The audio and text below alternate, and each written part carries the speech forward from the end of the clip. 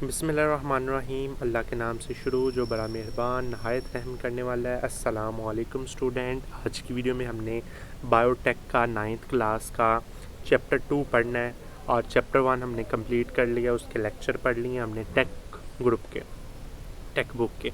उसके बाद हमने जो हमारे पास एक्सरसाइज है वो भी हमने कर लिया है और उसके बाद हमने चैप्टर 2 की तरफ जाना है। अब जो चैप्टर 2 है वो हमारे पास आ जाता है बायोडाइवर्सिटी, ठीक है ना। बायोडाइवर्सिटी के मुतालिक ये चैप्टर है। इसमें हम पढ़ेंगे बायोडाइवर्सिटी क्या होती है, क्लासिफिकेशन उसकी हमारे पास क्या होगी, क्लासिफिकेशन के फ़वाइद क्या हैं, ठीक है जी। हमारे पास और भी कुछ हमारे पास इसमें सारा कुछ पढ़ेंगे, ठीक है ना। कल्चर सिस्टम इसमें क्या होगा, बाइनोमियल कल्चर सिस्टम, ये सारा इस चैप्टर में हम कवर करेंगे, ठीक है ना। तो आपने वीडियो को लाइक करना है, चैनल को सब्सक्राइब करना है ताकि मेरी हर आने वाली वीडियो आप तक बआसानी पहुंचती जाए। चलिए स्टूडेंट अपना चैप्टर शुरू करते हैं। बायोडाइवर्सिटी। बायोडाइवर्सिटी दो लफ्ज़ से मिलकर बना हुआ है। एक है बायो, बायो का मतलब आपके पास लिविंग थिंग, ज़िंदगी। एक आता है डाइवर्सिटी, डाइवर्सिटी का मतलब होता है वैरायटी, ठीक है ना, वैरायटी। तो बायोडाइवर्सिटी का क्या मतलब होता है, वैरायटी ऑफ लिविंग ऑर्गेनिज्म, ठीक है ना।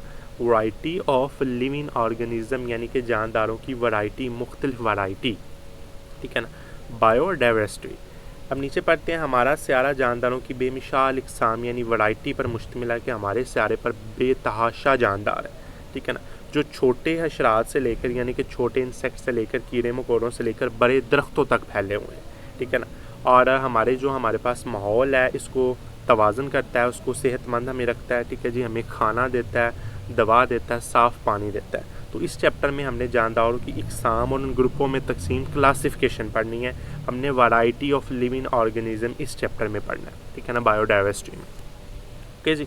अब हम इसका पहला टॉपिक शुरू करते हैं जो बायोडाइवर्सिटी के नाम से है। किसी ख़ास इलाके में जानदारों की मुख्तलिफ अक़साम उस इलाके की बायोडाइवर्सिटी कहलाती है।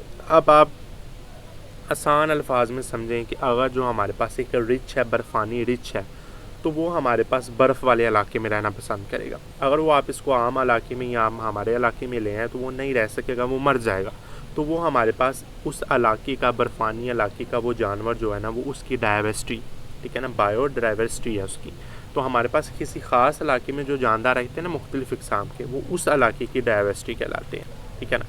इलाके की डाइवर्सिटी, उसमें जानदारों की मुख्तलिफ इक़साम हो सकती हैं, ठीक है ना, मुख्तलिफ किस्म के जानवर हो सकते हैं।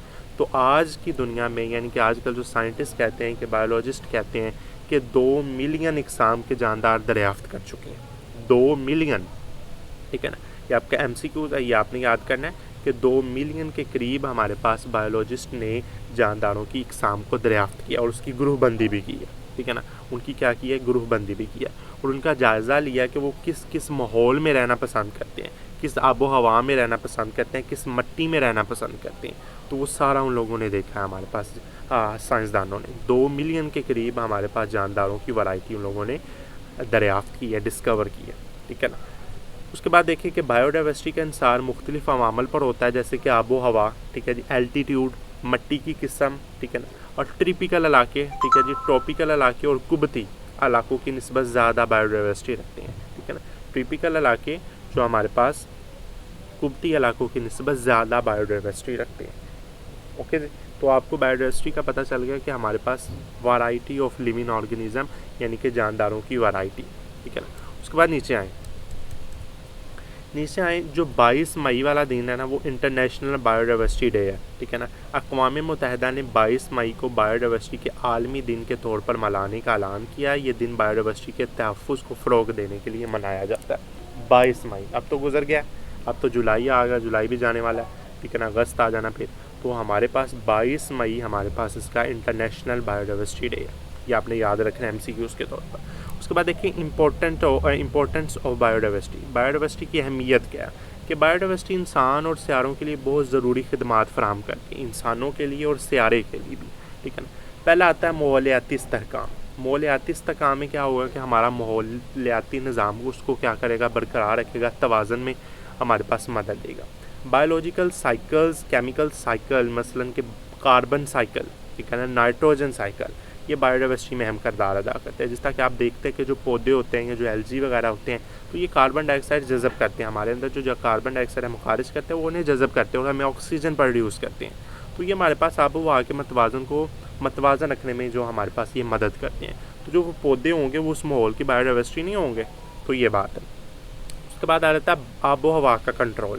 اب یہ آب و ہوا کو کنٹرول کریں گے جس طرح میں نے بتایا کہ ہمارے پاس جو پودے اور الجی ہوتے ہیں یہ کاربن ڈائی آکسائڈ کو جذب کرتے ہیں, اس طرح آب و ہوا کو متوازن رکھنے میں مدد دیتے ہیں. اس کے بعد آتا ہے قدرتی وسائل. اب قدرتی وسائل میں ہمارے پاس خوراک بھی آ جائے گی, ٹھیک ہے نا. قدرتی وسائل میں ہمارے پاس خوراک آ جائے گی, ادویات آ جائیں گی. خوراک, درخت ہمیں خوراک دے رہے ہیں, ٹھیک ہے نا. ایندھن, زمین سے ہمارا ایندھن نکل رہا ہے, ٹھیک ہے نا. ادویات ہمیں جڑی بوٹیاں ادویات دے رہی ہیں. تو یہ بھی ہمارے پاس قدرتی وسائل بھی بایو ڈائیورسٹی میں شامل ہوتے ہیں. اس کے بعد معاشی فوائد کیا ہیں؟ زراعت, اگر ہم زراعت کرتے ہیں, سیاحت کرتے ہیں, ٹھیک ہے نا. اس کے بعد دوسری اور چیزیں سمیت مختلف صنعتوں کی معاونت کرتی ہے بایو ڈائیورسٹی. تو اس میں معاشی فوائد بھی ہمارے پاس آ جاتے ہیں. اور یہ آپ کا شارٹ کوسچن بنے گا کہ بایو ڈائیورسٹی کی اہمیت بیان کریں.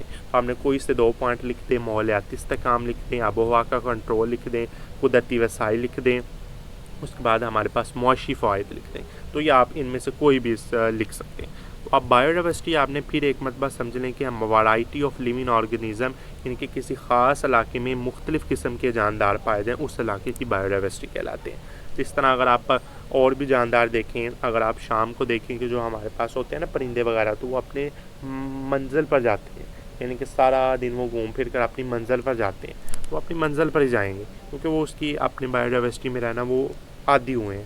تو کوئی جاندار ایک جگہ سے دوسری جگہ نہیں جا سکتا. اگر آپ شیر ہے تو شیر کو آپ جنگل میں رکھیں گے نا, اگر آپ اپنے گھروں میں رکھیں گے تو نقصان ہے. سانپ وغیرہ جو خطرناک جانور ہیں وہ اپنے جنگل وغیرہ اپنی جگہ پر محفوظ ہیں, وہاں بھی آپ بھی محفوظ ہیں, وہ بھی محفوظ ہیں, ٹھیک ہے نا. تو یہ ڈائیورسٹی کہلاتی. تو یہ آپ کا چیپٹر جو ہے نا 1 کا, یہ پہلا میں 2 کا پہلا ٹاپک آپ کو پڑھا دیا. پھر ہم آگے پڑھیں گے کلاسیفیکیشن ہمارے پاس کیا ہے. تو 2 ملین کے یعنی کہ 20 لاکھ کی اقسام کی شناخت کی ہوئی ہے. تو اس میں ہمارے پاس 0.5 ملین کیا ہوتے ہیں پودے. یہ سارا کچھ انشاءاللہ اگلی ویڈیو میں اس کا دوسرا ٹاپک پڑھیں گے. اور آپ نے ویڈیو کو لائک کرنا ہے, چینل کو سبسکرائب کرنا ہے تاکہ میری ہر آنے والی ویڈیو اب تک بآسانی پہنچتی جائے. اللہ حافظ.